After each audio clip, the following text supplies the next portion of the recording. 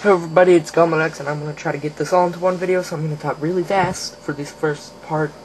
But, yeah, yesterday I did a EDH tournament thing. I tested out my EDH artifact deck, and it worked pretty good. The deck will not win against Rafellos, but it will do very good against most other decks. Another thing that happened yesterday is we found out my dad had some 2 old Fallen Empires booster packs, which is awesome. We're going to try to find a bunch more so we can do a Fallen Empires draft, which would be really cool. Fallen Empires packs aren't worth anything, so it's okay if you do a draft with them. And I think it'd be really cool because pretty much nobody knows the cards, and so it'd be like going into a draft for a new set. But anyways, let's get started on the deck. The general is Arcum Dagsson. Basically what you're going to be doing with his abilities, you're going to get some plenty of artifact search for whatever you need when you need it. So it's a really ridiculous ability. So let's start off first with the most important part of every EDH deck, the mana base. We start off with Helmar Depths, because pawners for free are always good. Utility lands first. Desert, because dealing a damage to an attacking creature just by using land is never bad. Just getting the most out of your lands here. Tectonic Edge, land destruction, quicksand, creature destruction, strip mine, land destruction. I have the Urza's Tower Mine and Power Plant in here just because it's more fun than drawing a island, and if you're ever really lucky, it actually does something for you, and EDH is pretty much based on fun, so they're much better to have in than islands. Sand Silos, because if you leave it tapped, you can start generating a bunch of blue for later use. Sylvanute Temple, because it's pretty much an island that comes into play tapped, but you can sack it and do double blue. So that's always good if you need to get your general out faster. Gargoyle Castle, we're getting into the Manlands. Mishra's Factory. Well, this one's actually you have to sacrifice to make the Manland. Mishra's Factory, which is an old classic that the winter version is worth like $35. So, Dread Statuary, and for lots of the cards in these decks, there's lots that are kind of expensive that you don't need if you don't want them. So, yeah, and then a bunch of islands.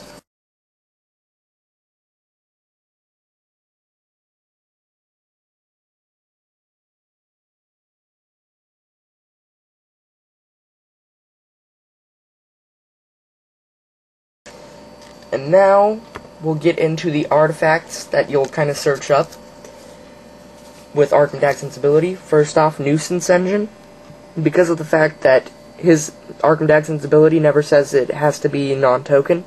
So this is pretty much the first thing you're searching up, and then you just, for 2 mana, you can keep using Arcum Dagsson's ability each turn. Darksteel Forge is the next thing. Artifacts you control are indestructible.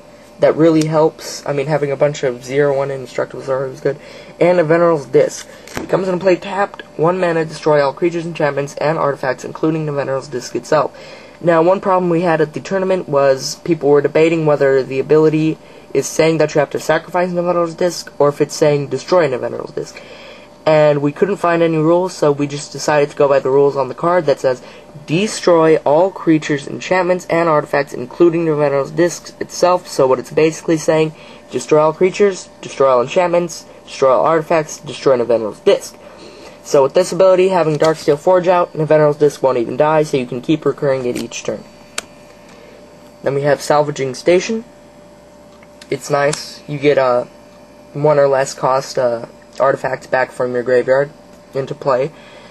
And whenever a creature is sent to the graveyard, which is going to happen each turn with your pests, or a lot with the Veneral's Disc, then you get to untap it. So this is really good for card draw with your 1 mana artifacts. Ice Manipulator for controlling the big creatures you don't want to attack, or controlling Rafellos before they have Staff of Domination, doing it in their upkeep. Loxodon Warhammer, +3/+0, trample lifelinks, always good. Conjurer's Bauble, one of the 1 mana artifacts you can get back and keep recurring card draw, plus this gets cards from a graveyard on the bottom of your library. Orochi Hatchery. This isn't good to search up, but it is good to search up with, like, I forgot it's called, Fabricate. But it's not good to search up and put on the field because it's X, but this is one of the game enders. You get a bunch of 1/1 green snakes and just attack with them for the win. Sorry, my camera's being kind of, or my camcorder is being kind of bad quality because it's being a jerk. Aladdin's Lamp as a game ender, or Aladdin's Ring as a game ender. Aladdin's Lamp as some nice, choosing what you draw, basically, out of however much mana you want to use. Howling Mine, some nice card draw. Chromatic Spheres, some nice 1 mana card draw, so you can recur this. Ashmode's Transmogrant. With this, what you're going to be doing is sacrificing it and making Arcum Dagsson a artifact creature and giving it a +1/+1 counter, so when you Inferno's Disc, Arcum Dagsson doesn't die either. Also, you can recur this and put it on some unblockable dudes, or some flying dudes, I mean, to get them bigger. Then we have Blue Mana Battery, some nice mana. Whisper Silk Cloak for later in the game. If you're not drawing a game ender, you can just equip this to Arcum Dagsson and get in for some general damage. Aether Spell Bomb. It's nice control, plus you can draw if you don't need the control. Like if you have Inferno's Disc out, you can just keep drawing because you don't need the control. Skull Clamp. It's lots of nice draw. You can even sacrifice, you can equip this to your 0/1 pests and draw cards for 2 mana each, well, 3 mana each turn. You draw 2. Sensei's Divining Top is always good.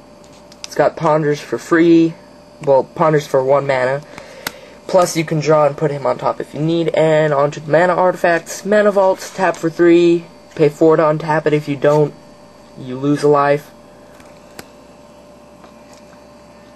And Soul Ring, tap for 2 mana, pretty much a staple in any EDH deck. So, next is the utility spells, the blue utility spells. Trinket Mage, search for a artifact with converted mana cost 1 or less out of your deck when it comes into play, which is good. Vidalcan Engineer, tap for 2 mana only for artifacts or artifact abilities, always good. Clone's always good. Right of Replication is basically clone, but you can make it super clone if you want.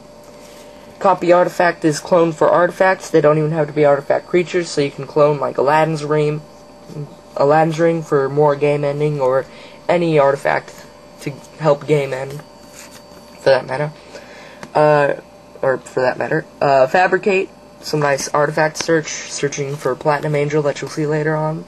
Acquire, you get a artifact from an opponent's deck and put it into play under your control. Usually there's at least one other person doing a bunch of artifacts, and if there's not, pretty much every deck has a Soul Ring at least, and there's lots of decks with Darksteel Colossus, so. And finally, Drafner's Restoration. Take any number of artifacts of your choice from the graveyard and put them on top of that player's library. So usually going to be choosing you if they did a board wipe thing before you had Darksteel Forge out. Or if they found a way to kill your stuff. Next we have the card draw, Mind Spring, X cards, Treasure Hunt. This is good because you never just draw a land. You're guaranteed that you're going to draw something other than a land with Treasure Hunt.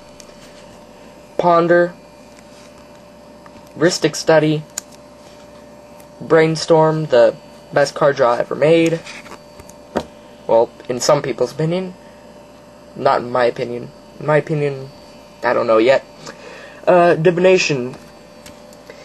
And now to the game enders, which is what you're going to want to be drawing to end the game, obviously. First off, Platinum Angel.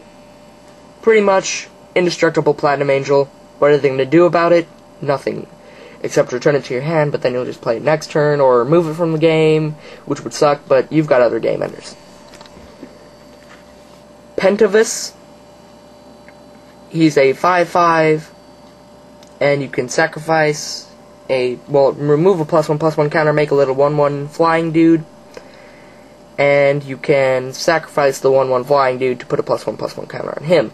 This is another thing that's good to recur the tokens the +1/+1 counters on, because then you can keep getting more little 1/1 dudes by recurring Astronaut's Transmigrant. And Darksteel Colossus, the ultimate game ender. Master of Ethereum, a real good game ender in this deck because it's so artifact heavy. Lodestone Myr, another good game ender in this deck because it's so artifact heavy.